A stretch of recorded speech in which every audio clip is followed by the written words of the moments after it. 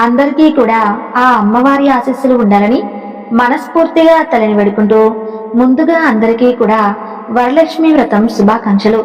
ఈరోజు వరలక్ష్మి వ్రత కథ గురించి తెలుసుకుందాం. ఒకప్పుడు శవనకాది మహాముషులందరికీ కూడా ఉద్దేశించి సూత మహాముని ఈ విధంగా చెప్పడం ప్రారంభించారు. స్త్రీలందరికీ కూడా సౌభాగ్యదాయకమైనటువంటి వ్రతం గురించి పరమేశ్వరుడు పార్వతీదేవికి చెప్పారు. లోక ఉపకారం కోరి ఆ యొక్క వ్రతాన్ని గురించి ఇప్పుడు మీకు నేను తెలియజేయబోతున్నాను. కాబట్టి శ్రద్ధగా ఈ కథను వినండి. పరమేశ్వరుడు ఒకనాడు తన యొక్క భస్మ సింహాసనంపై కూర్చొని ఉండగా నారద మహర్షి ఇంద్రాది దిక్పాలకులు స్తుతి స్తోత్రాలతో ఆ పరమేశ్వరుని కీర్తిస్తూ ఉన్నారు. ఆ యొక్క మహోత్తర ఆనంద సమయంలో పార్వతీదేవి పరమేశ్వరుని ఉద్దేశించి, నాదా, స్త్రీలు సర్వ సౌఖ్యాలను పొంది పుత్ర పౌత్రాభివృద్ధిగా తరించేందుకు తగినటువంటి వ్రతం ఉంటే ఏదైనా చెప్పండి అని అడుగుతుంది. అందుకు త్రినేత్రుడు, దేవి, నీవు కోరిన విధంగా స్త్రీలందరికీ కూడా సకల శుభాలు కలిగించేటువంటి వ్రతం ఉంది. అదే వరలక్ష్మి వ్రతం అని శ్రావణ శుక్ల పౌర్ణమికి ముందు వచ్చేటటువంటి శుక్రవారం నాడు ఆచరించాలి అని చెబుతాడు పరమేశ్వరుడు. అప్పుడు పార్వతీదేవి, ఓ దేవా, మరి ఆ వరలక్ష్మి వ్రతాన్ని ఆది దేవతలు ఎవరు చేశారు? అసలు ఈ వ్రతాన్ని ఏ విధంగా చేయాలి అంటూ వివరంగా చెప్పండి అని వేడుకుంటుంది. అప్పుడు పరమేశ్వరుడు, కాత్యాయిని, పూర్వకాలంలో మగధ దేశంలో కుండినము అనే ఒక పట్టణం ఉండేది. ఆ పట్టణం బంగారు పుణ్యములతో రమణీయంగా చూడచక్కగా ఉండేది. ఆ పట్టణంలో చారుమతి అనేటువంటి ఒక బ్రాహ్మణ స్త్రీ ఉండేది. ఆమె చాలా సుగుణవతి, వినయ విధేయతలు, భక్తి గౌరవాలు కలిగినటువంటి గొప్ప యోగ్యురాలు. ప్రతిరోజు కూడా ప్రాతకాలాన్ని నిద్రలేచి భర్త పాదాలకు నమస్కరించుకుని తర్వాత ప్రాతకాల గృహ కృత్యాలన్నీ కూడా పూర్తి చేసుకుని అత్తామామలందరినీ కూడా సేవించుకుని మితంగా సంభాషిస్తూ చక్కగా ఆనందంగా జీవిస్తూ ఉండేది. ఆమెకు మహాలక్ష్మీదేవి పట్ల ఎంతో భక్తి శ్రద్ధలు కలిగి ఉండేది. అయితే ఒకనాడు మహా ఇల్లాలైనటువంటి ఆ చారుమతికి కలలో వరలక్ష్మీదేవి ప్రత్యక్షమై ఇలా చెబుతుంది, ఓ చారుమతి, నేను వరలక్ష్మీదేవిని. నీ నడవడిక చూసి నాకు నీ మీద అనుగ్రహం కలిగి నీకు ప్రత్యక్షమయ్యాను. శ్రావణ మాసంలో శుక్లపక్ష పౌర్ణమికి ముందు వచ్చేటటువంటి శుక్రవారం రోజు నువ్వు నన్ను పూజిస్తే నీకు కోరినటువంటి వరాలను ఇస్తానంటూ ఆ విధంగా ప్రత్యక్షమైనటువంటి అమ్మవారిని చూసి ఎంతో మురిసిపోయినటువంటి చారుమతి వరలక్ష్మీదేవికి ప్రదక్షిణ నమస్కారములు చేసి, నమస్తే సర్వలోకానం జనన్యే పుణ్యమూర్తయే శరణ్యేత్ర జగంది విష్ణువక్ష సరాలయే అంటూ అనేక విధాలుగా తల్లిని స్తోత్రం చేస్తుంది. ఓ జగజ్జనని, నీ కటాక్షము కలిగితే జనులందరూ కూడా ధన్యులవుతారమ్మా, విద్వాంసులవుతారు, సకల సంపన్నులవుతారు. నేను పూర్వజన్మలలో చేసుకున్నటువంటి పూజాఫలం నీ దర్శన భాగ్యం నాకు కలిగింది తల్లి అని అనగా వరలక్ష్మీదేవి ఎంతో సంతోషిస్తుంది. ఆ వెంటనే చారుమతికి మేలుకో వచ్చి నాలుగు వైపులా చూస్తే వరలక్ష్మీదేవి ఆమెకు కనిపించలేదు. అప్పుడు ఆమెకు అర్థమవుతుంది తాను కలగన్నానని. వెంటనే భర్తను, అత్తామామలను లేపి ఆమెకు వచ్చినటువంటి స్వప్నం గురించి చెప్పగానే వారందరూ కూడా చాలా సంతోషించారు. ఈ స్వప్నం చాలా ఉత్తమమైనది. దేవి యొక్క ఆనతి ప్రకారం నువ్వు తప్పకుండా ఈ పూజ చేయాలి అని చెబుతారు. అలా చారుమతి తన ఇరుగు పొరుగు ఉన్నటువంటి స్త్రీలందరూ కూడా ఈ వ్రతం గురించి ఆ అమ్మవారి కలలో సాక్షాత్కరించినటువంటి విధానం గురించి చెబుతుంది. వారందరూ చారుమతి అంతా కలిపి ఎంతో ఉత్కంఠతో శ్రావణ మాసం ఎప్పుడొస్తుందా అంటూ ఎదురు చూస్తూ ఉంటారు. అలా వారు ఎంతో ఎదురు చూసినటువంటి ఆ పౌర్ణమి ముందు శుక్రవారం రోజు రానే వస్తుంది. ఈ రోజే కదా వరలక్ష్మీదేవి చెప్పినటువంటి రోజని చెప్పి ఎంతో ఉత్సాహంతో చారుమతి అలాగే మొదలైనటువంటి స్త్రీలందరూ కూడా పూజ కోసం ఉపక్రమిస్తారు. ప్రాతకాలాన్నే లేచి తలస్నానం చేసి పట్టుబట్టలను కట్టుకుంటారు. చారుమతి ఇంట్లోకి అందరూ చేరుకుంటారు. అక్కడ ఒక ప్రదేశంలో గోమయంతో అలుగుతారు. ఒక మండపం ఏర్పాటు చేస్తారు. దాని మీద ఒక ఆసనం వేస్తారు. ఆ ఆసనం పైన కొత్త బియ్యం పోసి చిగుళ్ళు, మామిడి ఆకులు, అలంకారాలతో కలశాన్ని ఏర్పరుస్తారు. అందులోకి వరలక్ష్మీదేవిని ఆవాహనం చేస్తారు. అలా చారుమతితో పాటు మొదలైనటువంటి స్త్రీలందరూ కూడా ఎంతో భక్తి శ్రద్ధలతో అమ్మవారి పూజలు చేసుకుంటారు. పద్మాసనే పద్మకరే సర్వలోకైక పూజితే నారాయణ ప్రియేదేవి సుప్రీత భవ సర్వదా అంటూ అమ్మవారికి చక్కగా శ్లోకం చెప్పుకుంటూ జ్ఞాన వాహనాది షోడశోపచార పూజలు చేసుకుంటారు. 9 పోగులు కలిగినటువంటి దారాన్ని చేతికి కట్టుకుంటారు. వరలక్ష్మీదేవికి అనేక రకాలైనటువంటి పిండి వంటలు చేసి నైవేద్యంగా పెడతారు. తర్వాత ప్రదక్షిణ చేస్తూ ఉండగా ఆ స్త్రీలందరికీ కూడా గల్లుగల్లుమంటూ శబ్దం వినిపిస్తుంది. వెంటనే తమ కాళ్ళకు చూసుకుంటే గజ్జలతో పాటుగా మొదలైనటువంటి ఆభరణాలు కనిపిస్తాయి. అలా చారుమతితో పాటు మొదలైనటువంటి స్త్రీలందరూ కూడా వరలక్ష్మీదేవి యొక్క కృపా కటాక్షాలు కలగాలని చెప్పి ఎంతో మురిసిపోతారు. తర్వాత రెండో ప్రదక్షిణం చేయగానే చేతులకు దగదగలాడేటువంటి నవరత్నాలతో కూడినటువంటి కంకణాలు మొదలైనటువంటి ఆభరణాలు కనిపిస్తాయి. ఇంకా వాళ్ళ ఆనందం ప్రత్యేకించి చెప్పేదేముంది. మూడో ప్రదక్షిణం పూర్తి కాగానే ఆ స్త్రీలందరూ కూడా సర్వభూషాల ఆకృతులవుతారు. చారుమతితో పాటు మొదలైనటువంటి స్త్రీలందరి ఇళ్ళని కూడా స్వర్ణమయం అవుతాయి. ఆ విధంగా వారందరికీ కూడా వాహనాలన్నీ కూడా ప్రసాదింపబడతాయి. చారుమతి ఇంటి నుండి ఆ స్త్రీలను తీసుకుని వెళ్ళడానికై వారి వారి ఇళ్ల నుండి గుర్రాలు, ఏనుగులు, రథాలు, బండ్లు వస్తాయి. ఆ స్త్రీలు చారుమతి కలిసి వారి చేత శాస్త్ర ప్రకారంగా చేయించబడినటువంటి ఆ పూజ చేసినటువంటి బ్రాహ్మణోత్తముడికి గంధం, పుష్పం, అక్షంతలతో పూజించి 12 కుడుములు వాయునం ఇచ్చి దక్షిణ తాంబూలం ఇచ్చి నమస్కరిస్తారు. ఆ బ్రాహ్మణుడు వారిని ఆశీర్వదిస్తాడు. వరలక్ష్మీదేవికి నైవేద్యంగా పెట్టినటువంటి పిండి వంటలను బంధుమిత్రులు అందరితో పాటు తిని తమ కోసం వచ్చినటువంటి గుర్రాలు, ఏనుగులు ఇలా మొదలైనటువంటి వాహనాల్లో వారి ఇళ్లకు బయలుదేరి వెళ్తారు. వారందరూ కూడా త్రోవలో చారుమతి యొక్క భాగ్యం గురించి, తమ భాగ్యం గురించి ముచ్చటించుకుంటూ వెళ్తారు. లక్ష్మీదేవి తనంతట తానే స్వప్నంలో వచ్చి ప్రత్యక్షమవడం అంటే మాటలా చెప్పండి. చారుమతి నిజంగా ఎంత అదృష్టవంతురాలో అని అనుకుంటారు. చాలా చారుమతికి ప్రత్యక్షమైనటువంటి విధానం తన మాటికే దాచుకుని తనొక్కటే పూజించుకోకుండా మనందరినీ కూడా పిలిచి ఇంతటి సౌభాగ్యం కలుగజేసినటువంటి ఆ చారుమతి గొప్ప పుణ్యాత్మురాలని చెప్పి, అలాంటి ఆమె పరిచయం కలిగినటువంటి తమందరం కూడా గొప్ప భాగ్యవంతులమని చెప్పుకొని వారందరూ కూడా మురిసిపోతూ ఉంటారు. అప్పటి నుండి చారుమతితో సహా వారందరూ కూడా క్రమం తప్పకుండా ప్రతి సంవత్సరం ఆ పూజ చేసుకుంటూ పుత్ర పౌత్రాభివృద్ధి కలిగి ధన కనక వస్తు వాహనాలను కలిగి సుఖ సంతోషాలతో ఉంటారు. కాబట్టి ఓ పార్వతి, ఉత్తమమైనటువంటి వ్రతాన్ని కనుక చేస్తే ఎవరైతే వ్రత కథను విన్నా, చదివినా, వ్రత కథను ఆలకించినా వారికి సర్వ సౌభాగ్యాలు కలిగి వారి జీవితం శుభంగా ఉంటుంది. ఈ కథను విన్న వారికి, చదివిన వారికి కూడా వరలక్ష్మి ప్రసాదం వలన సకల కార్యాలు సిద్ధిస్తాయని చెబుతాడు పరమేశ్వరుడు. ఇక సూత మహాముని శౌనకాది మహామునులందరితో పాటు మొదలైనటువంటి వారందరినీ, ఓ మునులారా విన్నారు కదా, చారుమతి ఎటువంటిదో, మంచిగా ఏ విధంగా కోరుకుంటుందో, ఎదుటి మనిషికి మంచి కలగాలని ఎవరైతే కోరుకుంటారో అమ్మవారు ఇంకా ఇంకా ప్రసన్నురాలై మీరు కోరుకుండానే మీకు మంచి చేస్తుంది అని చెబుతాడు. కాబట్టి మునులారా, పరమేశ్వరుడు పార్వతీదేవికి ఉపదేశించినటువంటి యొక్క వరలక్ష్మీ వ్రత విధానాన్ని సవివరంగా మీ అందరికీ వివరిస్తాను. ఈ కథ విన్నా, ఈ వ్రతం చేసినా, చూసినా అదంతా కూడా సకల సౌభాగ్యాలు, శ్రీ సంపదలను, ఆయన ఆరోగ్య ఐశ్వర్యాలను సిద్ధించేలా చేస్తుందంటూ సూత మహాముని చెప్పినటువంటి వరలక్ష్మీదేవి యొక్క వ్రత కథ. ఈ కథంతా విన్న తర్వాత అక్షంతలను శిరస్సుపై వేసుకోవాలి. తర్వాత ముత్తైదులందరికీ కూడా తాంబూలాలు పంచాలి. అందరికీ కూడా తీర్థ ప్రసాదాలు ఇచ్చి పూజ చేసిన వారు కూడా తీర్థ ప్రసాదాలు తీసుకోవాలి. అమ్మవారికి పెట్టినటువంటి నైవేద్యాన్ని తప్పకుండా తినాలి. ఇక ఈ రోజున అమ్మవారు చేసినటువంటి కొన్ని లీలల గురించి తెలుసుకుందాం. పూర్వం రామాపురం అనే గ్రామంలో కృష్ణ శర్మ అనే ఒక మహాపండితుడు ఉండేవాడు. అతడు పౌరోహిత్యం నిర్వహించుకుంటూ ప్రతి నెలా కూడా ఊరి దేవాలయంలో కళ్యాణోత్సవాలు జరిపిస్తూ ఉండేవాడు. ఊరి వారు చేసేటటువంటి కట్న కానుకలతో జీవితమంతా కూడా సాఫీగా గడిచిపోతూ ఉండేది. అయితే కృష్ణ శర్మ ప్రతిరోజు ఉదయం 2 గంటల సేపు ఎన్నో స్తోత్రాలు చదువుతూ ఉండేవాడు. లక్ష్మీ నారాయణను నిత్యము కూడా శ్రద్ధతో అర్చిస్తూ ఉండేవాడు.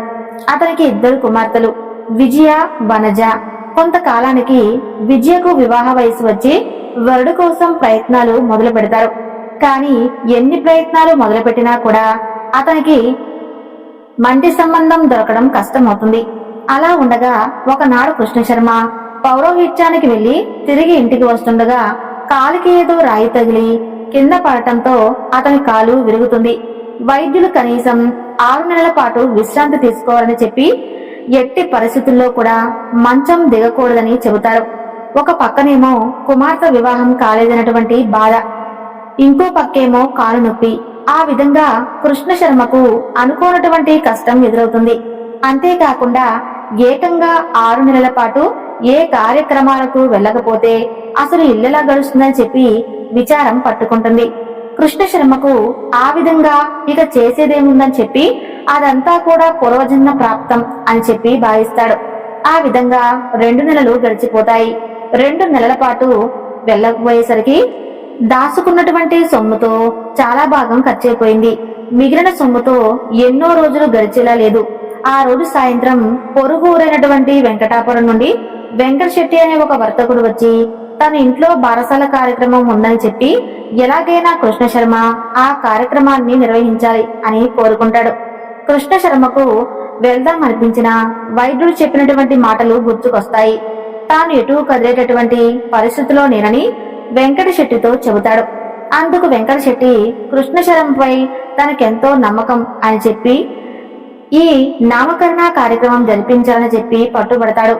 అంతేకాకుండా ఇంటి వద్దకు బండి పంపిస్తారని, ఏమాత్రం శ్రమ పడకుండా వచ్చి ఆ శుభకార్యం నిర్వర్తించి తిరిగి రావచ్చు అని చెబుతాడు కృష్ణశర్మకి. అది వినగానే బానే ఉంది అనిపిస్తుంది. అలా ఎంతకాలం మంచాన పడి ఉంటానో, కొంచెం లేచి అలా తిరగడం ప్రారంభిస్తే కాని లాభం లేదులే అనుకుంటాడు. ఆ రోజు ఉదయాన్నే లేచి ఊరికి బయలుదేరడానికి సిద్ధమవుతాడు. వెంకట శెట్టి మాట ఇచ్చినట్లుగా బండి పంపిస్తాడు. కానీ బండి కొంచెం ఎత్తుగా ఉండటంతో కాస్తం ఎక్కడం కృష్ణశర్మకు కష్టంగా మారుతుంది. ఇంట్లో నుండి చెక్క బల్ల తెప్పించి ఆ బల్లపై జాగ్రత్తగా బండిపై కూర్చున్నాడు. నెమ్మదిగా తోలమంటూ బండి వారికి చెబుతాడు. అలా నెమ్మదిగా కృష్ణశర్మకి ఏ కష్టం తెలియకుండా జాగ్రత్తగా తీసుకుని వెళ్తూ ఉంటాడు. అక్కడ కార్యక్రమం పూర్తయిన వెంటనే తిరిగి రామాపురం బండిలోకి బయలుదేరుతాడు. చాలా రోజుల తర్వాత బయటకు వచ్చి కార్యక్రమం నిర్వర్తించడం వలన కృష్ణశర్మకు శరీరం కూడా చాలా అలసటగా అనిపిస్తుంది. దారి కూడా సరిగ్గా లేకపోవడంతో బండి పైకి కిందకి ఊగుతూ ఉంటుంది. ఆ కుదుపులకు కృష్ణశర్మకు ఒళ్ళంతా నొప్పులుగా అనిపిస్తుంది. అంతలో బండికి ఎదురుగా ఒక్కసారిగా కొన్ని కుక్కలు భీకరంగా అరుచుకుంటూ ఒకదానిని ఒకటి తరుముకుంటూ ఒకదానిపై ఒకటి పడి అరుస్తూ వస్తుంటాయి. ఒక్కసారిగా జరిగినటువంటి ఆ యొక్క పరిణామానికి ఎడ్లు బెదిరిపోయి అలా పెరుగెత్తడంతో బండి కాస్త అదుపు తప్పుతుంది.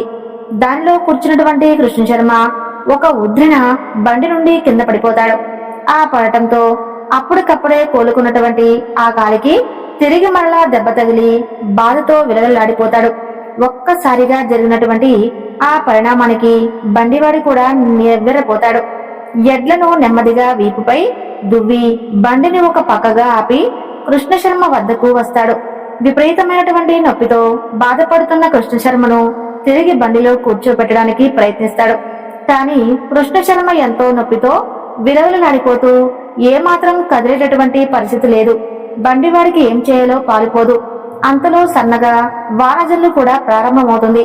కృష్ణశర్మ బాధ అయితే వర్ణాతీతం. అదృష్టం కొద్దీ అటుగా 2 రైతులు వస్తారు. వారి సహాయంతో బండివాడు కృష్ణశర్మ నెమ్మదిగా బండి లోపల కూర్చోపెడతారు. భూలోకంలో జరుగుతూ ఉన్నటువంటి ఇదంతా కూడా వైకుంఠంలో ఉన్నటువంటి లక్ష్మీనారాయణులు గమనిస్తూ ఉంటారు. కృష్ణశర్మ పడుతున్నటువంటి కష్టాలు చూసి జగన్మాత అయినటువంటి మహాలక్ష్మీదేవి తల్లి యొక్క హృదయం ద్రవించుకుపోతుంది. ఆ యొక్క ప్రియ వల్లభుడైనటువంటి శ్రీమన్నారాయణ వారితో ఇలా అంటుంది, స్వామి, ఆ కృష్ణశర్మను చూడండి, తన యొక్క దీన పరిస్థితిని చూడండి, బాధలు పడేలా చేస్తున్నారు. ప్రతినిత్యం కూడా మనను సేవిస్తూ ఉంటాడు కదా, అతను ఇలా ఎంతకాలం ఈ బాధలు, అతనికి అతని పరిస్థితి చూస్తుంటే నాకు జాలి వేస్తుంది స్వామి అంటుంది. అప్పుడు శ్రీహరి తన ప్రేయసగితో ఇలా అంటారు. ప్రేయసకి, మానవులు తమ తమ పూర్వజన్మ పాపపుణ్యాలు ఫలంగా సుఖదుఖాలను అనుభవిస్తారు. పూర్వజన్మ కర్మఫలం పూర్తవగానే కృష్ణ శర్మకు తప్పకుండా మంచి రోజులు వస్తాయి. సమస్యలన్నీ తీరి సుఖంగా జీవిస్తాడని చెబుతాడు. అప్పుడు ఆ తల్లి ఇలా చెబుతుంది. ఏం సుఖం స్వామి, కుమార్తెల వివాహం ఇంకా కాలేదు. వారికి యుక్త వయసు దాటిపోతుంది.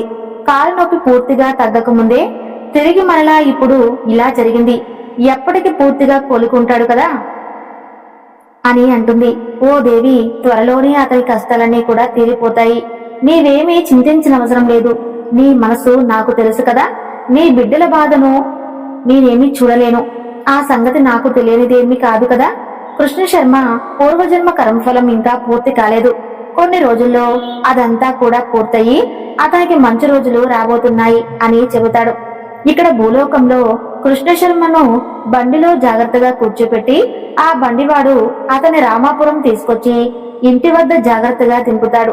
జరిగిందంతా తెలుసుకుని కృష్ణ శర్మ భార్య, కుమార్తెలు ఎంతో బాధపడతారు.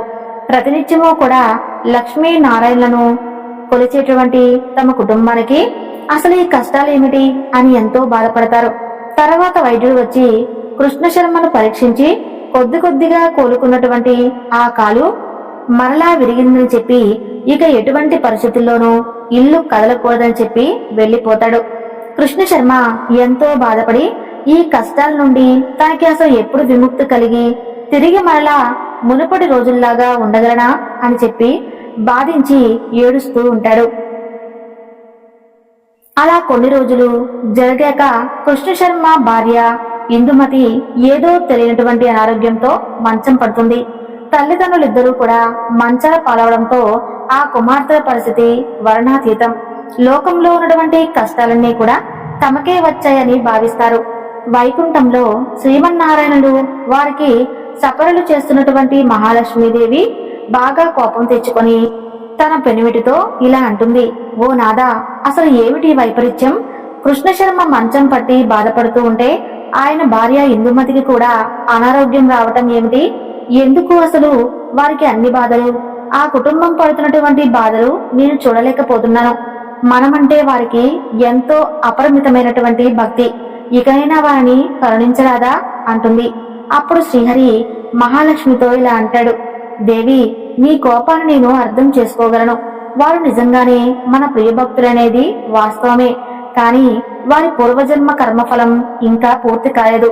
అది అయిన తర్వాత సుఖంగా వారు జీవించే రోజులు వస్తాయి అని చెప్పాను కదా అని అంటాడు. ఆ మాటలను జగన్మాత, స్వామి, మీరు చెప్పింది బానే ఉంది, కానీ ఆ రోజులు వచ్చే వరకు అసలు ఈ కుటుంబం బ్రతుకుంటుందా అని అంటుంది. మీరు వెంటనే వారిని కరుణించవలసిందే.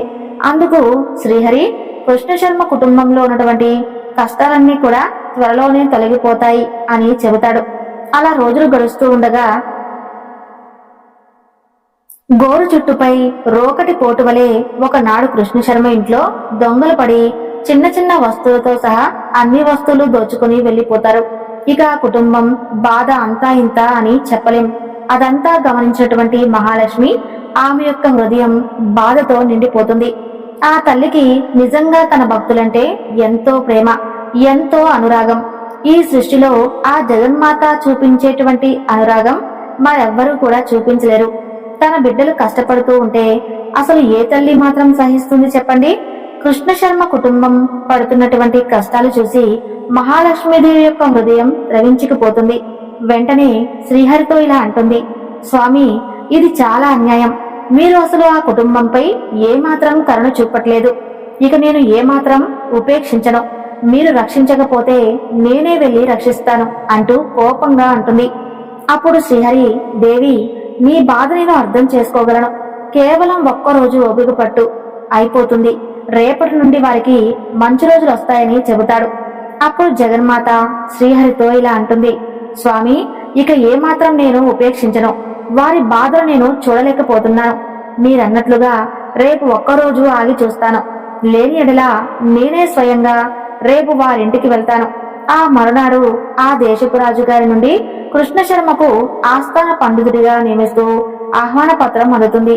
ఆ యొక్క నియామక పత్రం తీసుకువచ్చినటువంటి బడులు ఎన్నో కట్నకారకులు తెచ్చేస్తారు. అవన్నీ చూసినటువంటి ఆ కుటుంబం ఆనందానికి అంతే లేకుండా పోతుంది. అన్ని రోజులకు తమ కష్టాలు తీరాయని చెప్పి సంతోషిస్తారు.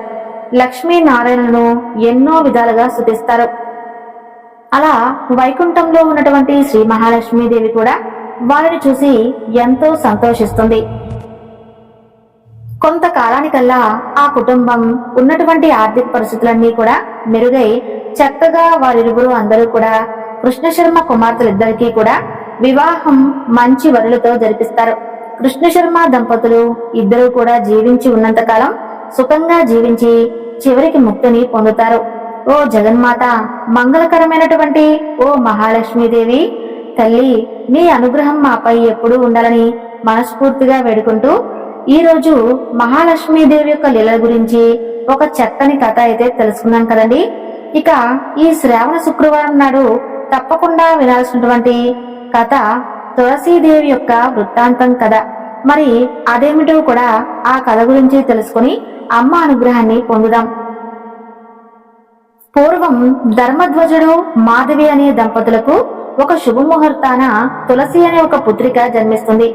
ఆమె ఎంతో దివ్యమైనటువంటి తేజస్సుతో వెలిగిపోతూ దినదిన ప్రవర్తమానంగా పెరుగుతూ ఉంటుంది. తల్లిదండ్రులు ఆమెను ఎంతో గారాభంగా పెంచి పెద్ద చేస్తారు. ఆమె తన ఆటపాటలతో వారందరినీ కూడా చక్కగా మురిపిస్తూ ఉండేది. కొంతకాలానికి ఆమెకు యుక్త వయస్సు వస్తుంది. అతిలోక సౌందర్యవతిగా రూపొందించినటువంటి ఆమెను తగినటువంటి వరుడి కోసం ఆ తల్లిదండ్రులు ప్రయత్నాలు మొదలు పెడతారు. అయితే తల్లిదండ్రుల యొక్క ప్రయత్నం తెలుసుకున్నటువంటి తులసి తాను సాక్షాత్తు శ్రీహరిని తప్ప వేరే ఎవరిని కూడా వివాహం చేసుకోనంటూ పట్టుపడుతుంది. ఆమెకున్నటువంటి దృఢ సంకల్పానికి ఆ దంపతులిద్దరూ కూడా ఆశ్చర్యపోతారు. సాక్షాత్తు శ్రీహరిని వివాహం చేసుకోవటం అంటే అంత తేలికైనటువంటి పని కాదని చెప్పి ఆమెకు నచ్చ చెప్పడానికి చూస్తారు. కానీ ఆమె మాత్రం చలించదు. తప్పకుండా ఆ స్వామినే వివాహం ఆడతానని చెప్పి అడవికి వెళ్లి ఘోరమైనటువంటి తపస్సును చేయటం మొదలు పెడుతుంది. ఆ విధంగా ఆ కుట్టిందమైనటువంటి దీక్షతో తులసి చేస్తూ ఉన్నటువంటి ఆ తపస్సుకు ముల్లోకాలన్నీ కూడా తల్లడిల్లిపోతాయి. ఇక తులసి ఆ విధంగా చేస్తున్నటువంటి ఆ తపస్సుకు దేవతలందరూ కూడా భయకంపితులవుతారు. వారందరూ బ్రహ్మదేవుడి వద్దకు వెళ్లి, స్వామి, భూలోకంలో తులసి చేస్తున్నటువంటి తపస్సు వల్ల సర్వలోకాలు కనిపిస్తున్నాయి. తమరు దయతలచి అసలు ఆమె అభిష్టమేమిటో అడిగి తెలుసుకుని ఆమె కోరిక తీర్చి ఆమె తమస్సు విరమించే విధంగా చూడండి అంటూ వేడుకుంటారు. అప్పుడు బ్రహ్మదేవుడు తులసికి ప్రత్యక్షమై, తులసి, నీకేం వరం కావాలో కోరుకోమని అడుగుతాడు. అప్పుడు తులసి బ్రహ్మదేవుడితో ఇలా అంటుంది, తండ్రి, సర్వలోకాలను సృష్టించేటువంటి ఓ బ్రహ్మదేవా, నీ దర్శనంతో నా జన్మ ధన్యమైంది. స్వామి, నాకు శ్రీహరి తప్ప మరెవరూ కూడా భర్త కాకూడదు. శ్రీహరిని తప్ప నేనెవరిని కూడా వివాహం చేసుకోను. నా యందు దయ ఉంచి నన్ను కరుణించవలసింది అంటూ కోరుకుంటుంది. అప్పుడు బ్రహ్మదేవుడు ఆమె కోరినటువంటి కోరిక అతి త్వరలోనే నెరవేరుతుందని చెప్పి శ్రీ మహావిష్ణువు యొక్క ఆంశతో శంకరాచార్యులు అనేటువంటి వరుడు జన్మించాడని, అతనే తులసిని వివాహం ఆడగలడని చెప్పి అంతర్ధానమవుతాడు. అలా బ్రహ్మదేవుడు వరమిచ్చినట్లుగా కొన్ని రోజుల్లోనే తులసి శంకరాచార్యులు యొక్క వివాహం జరుగుతుంది. వారిద్దరూ కూడా సుఖంగా జీవిస్తూ ఉంటారు. శంకచుడు ఎంతో దివ్యమైనటువంటి తపస్సులను ఆచరించి అనేక వరాలను పొంది అతనికి ఇష్టం వచ్చినట్లుగా ప్రవర్తించడం మొదలు పెడతాడు. అప్పుడు దేవతలందరూ కూడా చేసేదేమీ లేక శ్రీ మహావిష్ణువు వద్దకు వెళ్లి ఆ యొక్క పరబ్రహ్మమూర్తిని శంఖచూడుని యొక్క బారి నుండి తమను రక్షించవలసిందే అంటూ వేడుకుంటాడు. అప్పుడు దయామయుడైనటువంటి శ్రీహరి వారితో ఇలా అంటాడు, ఓ దేవతలారా, మీ బాధంతా కూడా నాకు అర్థమైంది. శంఖచూరుడు ఎన్నో దివ్య వరాలను సంపాదించాడు. మితిమీరినటువంటి గర్వంతో అహంకారంతో మీతో ప్రవర్తిస్తున్నాడు కదూ. మిమ్మల్ని కూడా అనేక రకాలైనటువంటి బాధలు కూడా గురి చేస్తున్నాడు. తప్పకుండా అతను త్వరలోనే తనువు చాలించి నాలో ఐక్యమయ్యేటటువంటి సమయం ఆసన్నమవుతుంది. తులసి మరెవరో కాదు, సాక్షాత్తు నా ప్రేయసికి అయినటువంటి మహాలక్ష్మి అంశ. శాపవశాత్తు భూలోకంలో తులసిగా జన్మించింది. ఆమె ముందు ముందు యుగాలన్నిటిలోనూ అన్ని లోకాల్లోనూ అతి పవిత్రమైనటువంటి మొక్కగా జన్మించి అందరి చేత గొప్పగా ఆరాధింపబడుతుంది. అనేక యుగాల పాటు ఆ విధంగా ఆరాధింపబడి చివరికి ప్రళయకాలంలో నన్ను చేరుకుంటుంది. అయితే ప్రస్తుతం శంకరుడు జన్మ చాలించి నాలో ఐక్యం పొందాలంటే తులసికి ఉన్నటువంటి పాతివ్రత్యం భంగం జరగాలి. అది కూడా నేనే త్వరలో నిర్వర్తిస్తాను. అప్పుడు నీకు ఉన్నటువంటి కష్టాలన్నీ కూడా పూర్తిగా తొలగిపోతాయని చెబుతాడు శ్రీహరి. అలా శ్రీ మహావిష్ణువు చెప్పిన విధంగా దేవతలందరూ కూడా కాస్త ధైర్యం తెచ్చుకుని తిరిగి వారి లోకాలకు వెళ్లిపోతారు. కొంతకాలానికి ఒకనాడు శంఖచూడు ఇంట్లో లేనటువంటి సమయంలో శ్రీహరి శంఖచూడు రూపంలో ఇంట్లోకి వస్తాడు. ఆ స్వామిని చూసి తన భర్త శంఖచుడు అనుకుని తులసి ఆ స్వామితో కలిసి ఆనంద దొర్లికల్లో తేలియాడుతుంది. ఇక శ్రీ మహావిష్ణువు యొక్క సంగమంతో తులసికి ఉన్నటువంటి పాతివ్రత్యం భంగమవుతుంది. జరిగినటువంటి విషయం తెలుసుకున్నటువంటి తులసి శ్రీహరిని శిలగా మారమంటూ శపిస్తుంది. ఆ శాపాన్ని విని శ్రీహరి చిరునవ్వుతో తులసి ఇలా అంటాడు, ఓ తులసి, సృష్టి ఆదిలో నా విరాట్ స్వరూపంలో నీవు మహాలక్ష్మీదేవి అంశవి. శాపవశాత్తు నువ్వు ఈ విధంగా భూలోకంలో తులసిగా జన్మించావు. నన్నెప్పుడూ విడిచి ఉండనని చెప్పి నన్ను తప్ప ఎవరిని కూడా వివాహం ఆడనని చెప్పి ప్రతిజ్ఞ చేశావు. అందుకే నా అంశతో జన్మించినటువంటి శంఖచుడు నీకు భర్త అయ్యాడు. శంఖచుడు నాలో ఐక్యమయ్యేటువంటి సమయం రాబోతుంది. నీవు తులసిగా జన్మించినప్పటికీ కూడా నా ప్రియసఖివే కాబట్టి నా సంగమంతో నీకున్నటువంటి పాతివ్రత్యం ఏమీ భంగం కాలేదు. నీ శాప ప్రవాహన నేను గండకీ నదిలో స్థాలగ్రామంగా శిలారూపాన్ని పొందుతాను. నీవు నన్ను దాచుకునేటువంటి గండకీ నదివి కాగలవు. నన్ను సాలగ్రామ రూపంలో ఎవరైతే వారికి సర్వశుభాలు చేకూరేలా చేస్తాను. సాలగ్రామ ఆరాధన నాకు అత్యంత ప్రీతికరం కాగలదు అని చెబుతాడు. అప్పుడు శ్రీహరి చెప్పినట్లుగా శంఖచుడు స్వామిలో ఐక్యమవుతాడు. తులసి మొక్కగా రూపాంతరం చెందుతుంది. సాక్షాత్తు మహాలక్ష్మీదేవి యొక్క అంశ అయినటువంటి తులసి మొక్క ఎంతో మహిమాన్వితమైనది. తులసి ఆరాధన సర్వ సౌభాగ్యాలు కలిగించేలా చేస్తాయి. సర్వైశ్వర్యాలు సిద్ధిస్తాయి. ఇక ప్రాతకాలంలో ఎవరైతే నిద్రలేస్తారో లేచిన వెంటనే తులసి మొక్కను దర్శిస్తే ముల్లోకాలందరి పుణ్యతీర్థాల్లో స్నానమాచరింత ఫలితం దక్కుతుంది. ఎవరైతే ఉదయాన్నే తులసి మొక్కను నమస్కరిస్తారో వారికి సాక్షాత్తు లక్ష్మీనారాయణకు నమస్కరించినటువంటి ఫలితం దక్కుతుంది. అలాగే తులసి మొక్క మొదలు సరస్వతీ తీర్థాలు, మధ్య భాగాన సర్వదేవతలు, అగ్రభాగాన సర్వ వేదాలన్నీ శాస్త్రమే చెబుతుంది. అంతేకాదు తులసి యొక్క అగ్రభాగంలో సాక్షాత్తు బ్రహ్మదేవుడు, మధ్య భాగంలో శ్రీహరి, కాండమునందు మహేశ్వరుడు, శాఖలలో అష్టదిక్పాలకైనటువంటి ఇంద్రుడు, వరుణుడు, యముడు, అగ్నివాయుడు, కుబేరుడు, నిరుతి, ఈశానుడు నివసిస్తారు. ఇక తులసి మహిమ అయితే అపారమైనది. తులసి మొక్క ఉన్నటువంటి ఇంట్లో సర్వ సౌభాగ్యాలు ఉంటాయి, సర్వైశ్వర్యాలు చేపడతాయి. కాబట్టి ఈ విధంగా తులసీదేవిని ఎవరైతే ప్రతిరోజు కూడా నమస్కరించి పూజిస్తారో వారికి అన్ని సుఖాలు ఉంటాయి. తులసీ దళాలతో ఎవరైతే శ్రీమన్నారాయణ వారి ప్రతిరోజు కూడా పూజిస్తారో వారికి సర్వ పాపాలు కూడా తొలగిపోతాయి, సర్వ సౌభాగ్యాలు కలుగుతాయి. ఎలాంటి ఆపదలు దరిచేరవు. రోజంతా కూడా అన్ని పనుల్లోనూ గొప్ప విజయం చేకూరుతుంది. విన్నారు కదండి. ఈ వీడియో నచ్చితే తప్పకుండా లైక్ చేయండి.